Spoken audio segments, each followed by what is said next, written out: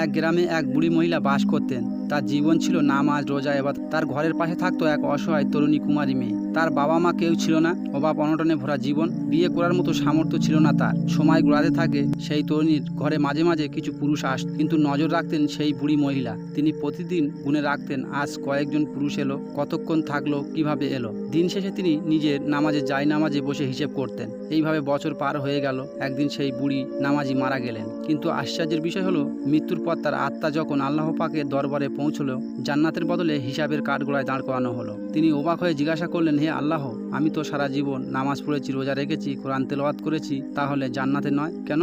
আল্লাহর পক্ষ থেকে উত্তর এলো, তুমি নামাজ পড়েছো, কিন্তু তুমি তোমার জিহ্বা দিয়ে একজন অসহায় মেয়ের চরিত্র হরণ করেছো। তুমি তার অবস্থা বোঝনি, বরং পরচর্চা করে তার পাপের বোঝা তুমি নিজের আমলনামায় তুলে নিয়েছো। অন্যদিকে সেই তরুণী মারা গিয়েছিল কিছুদিন পর, কিন্তু আল্লাহ পাক জানতেন তার পেছনে কোন অভাব, কোন যন্ত্রণা তাকে ভুল পথে ঠেলে দিয়েছিল, আর তার অন্তরে ছিল অনুশোচনা। তাই আল্লাহ পাক তার প্রতি দয়া করেন। হে মুমিন, পরচর্চা মহাপাপ। রাসূল সাল্লাল্লাহু আলাইহি ওয়াসাল্লাম বলেছেন, যে ব্যক্তি পরচর্চা করেন সে জান্নাতে প্রবেশ করবেন না।